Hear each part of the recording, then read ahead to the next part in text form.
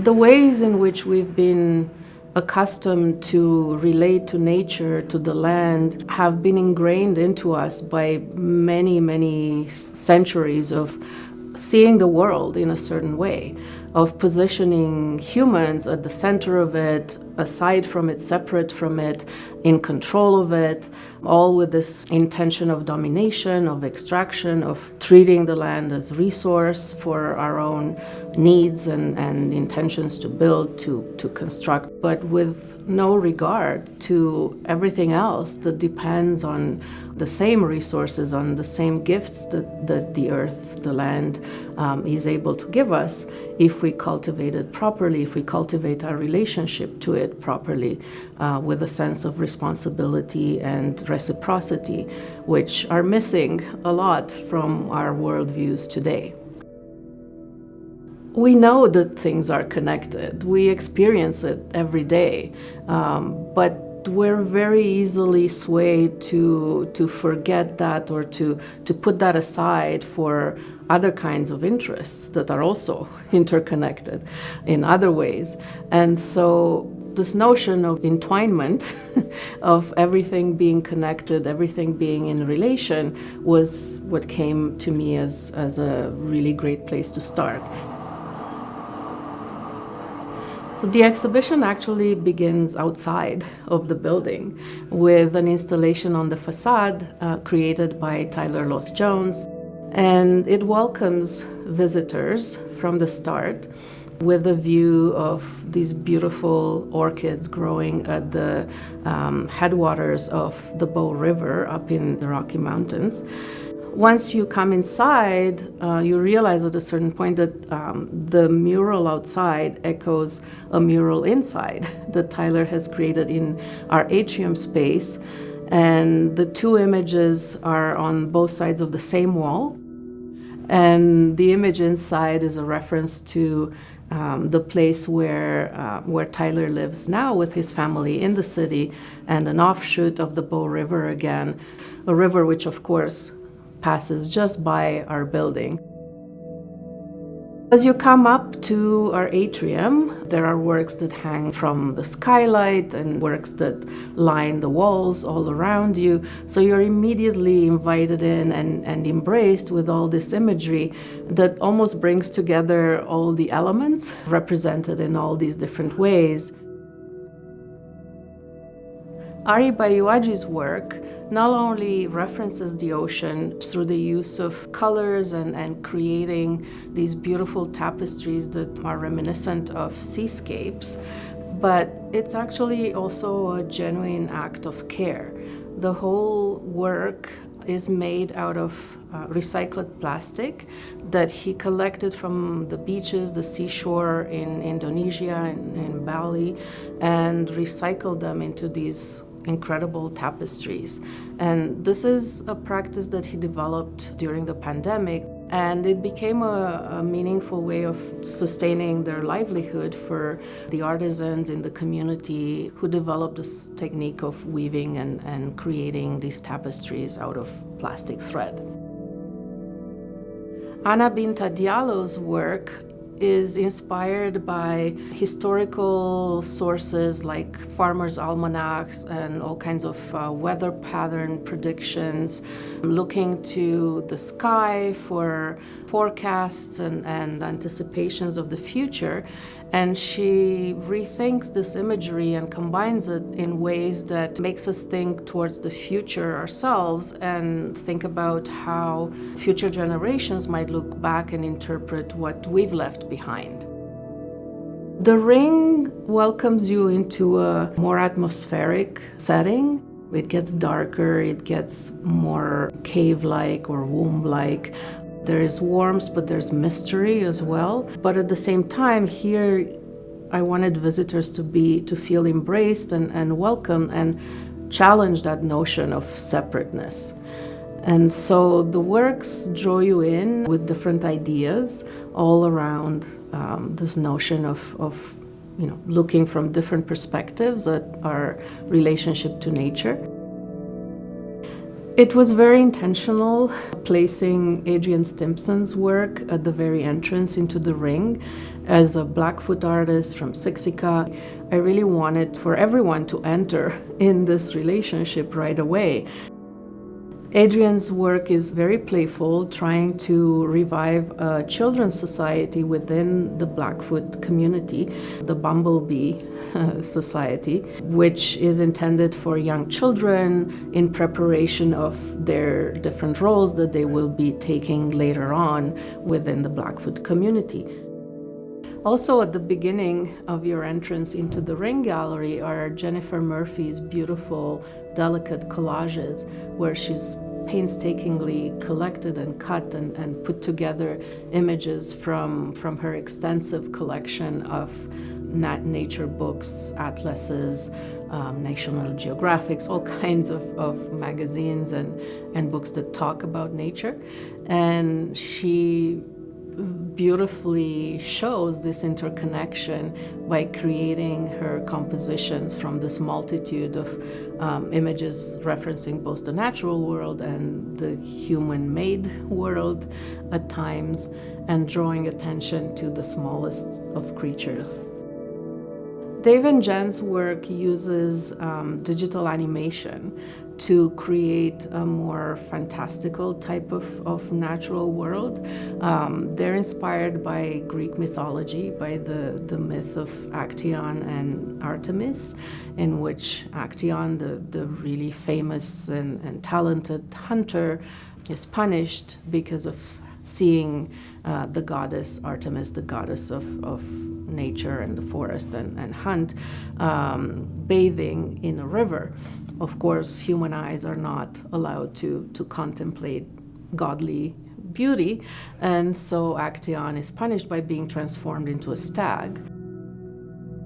Dave and Jenn are contemplating how are we separating our human nature from animal nature, even though we are very much still animals. Their beautiful installation contemplates this ambivalence and duality that exists in all of us to some extent.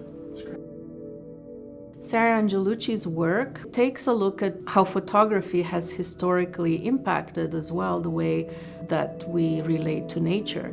She takes images that derive from cabinet cards created early on with the advent of photography in the first photo studios, where people in the Victorian age would go to take family portraits, and most of the time they would pose in front of these painted backdrops of forests, of nature. And she literally shifts that perspective by manipulating the image and bringing forward the painted backdrop, augmenting it with her own images that she photographs of forests and trees, and overlaying that on top of the figures, which are receding and becoming ghostly in the background. The work of Carrie, Allison looks at creating both a type of memorial for cut trees that were removed from the Mount Allison University campus.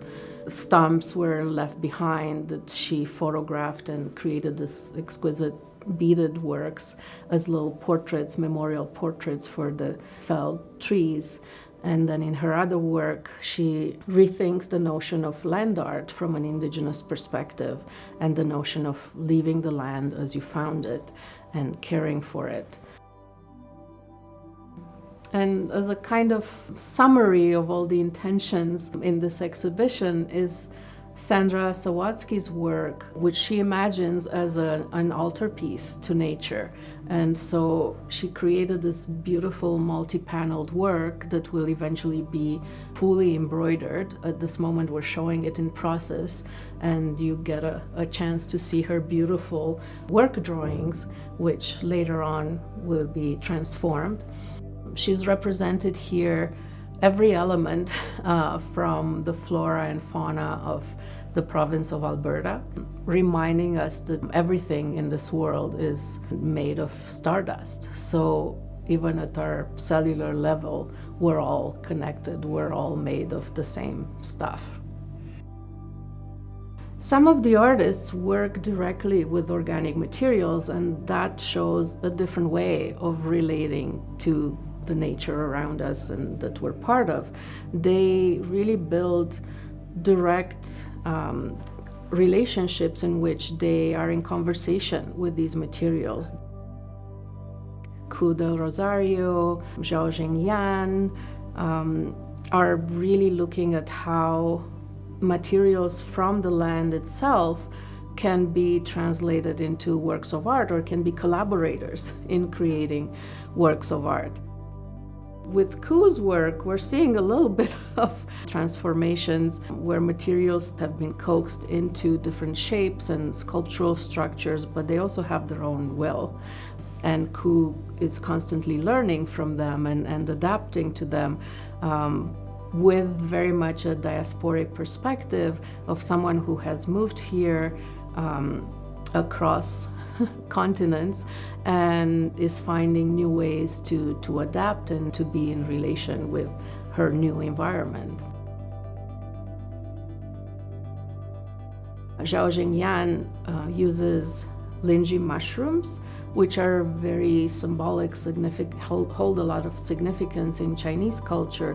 They are seen to have healing properties. Xiaojing uses the mushroom itself, the mycelia, mixed with wood chips to construct these beautiful, delicate sculptures where the mushrooms start to come out of the figures and really create these hybrid beings where the image of the human and nature itself exist in this symbiotic relationship made physical. Alana Bartol is an artist based in Calgary who's deeply concerned about the exploitation and excavation that happens with mining, oil extraction in the region. She's devoted a lot of research and thinking around the exploitation of Grassy Mountain in the Crow's Nest Pass. And she thinks about traditions of witchcraft and how those historical accusations were targeting especially women who had alternative knowledge about the use of plants and medicinal practices, and she references them by creating a spell for Grassy Mountain, a spell to protect it, to recover it, and to bring life back to that region that is depleted of its natural resources. Her other works in the exhibition are drawings of these same flora around Grassy Mountain, and one uses fire to make it visible, the other uses water to dissolve and make them disappear and reappear, again referencing a sort of magic that can happen through art making. The work of tīná artists Glenna Cardinal and Seth Cardinal Dodging Horse speak to a very deeply personal and traumatic experience that they've lived through with the construction of the Southwest Calgary Ring Road, where their family home was torn down. They were displaced and moved, and that kind of loss is, of course, emotionally insurmountable and even economically damaging. And so the work that they continue to produce in their practice speaks to that kind of loss and displacement and everything that's involved in it, not just the loss of a family history, but also the changes in the natural habitat. The river itself had to be displaced and moved to make space for the road. Alberta Rose Ingniq is also an artist from the region around Calgary, but she's actually Inuit and living around these regions. And so she looks at nature and how we've impacted and transformed it as humans. We actually still remain nostalgic to the way nature looks, to landscape and materiality, and so we continue to imitate it in our constructed environment, in the materials we use, the forms we develop. Her other work in the exhibition is a painting that bears the title Reclaimed Landscape. It's made from materials sourced out of remnants and discarded things, borrowed and reused materials.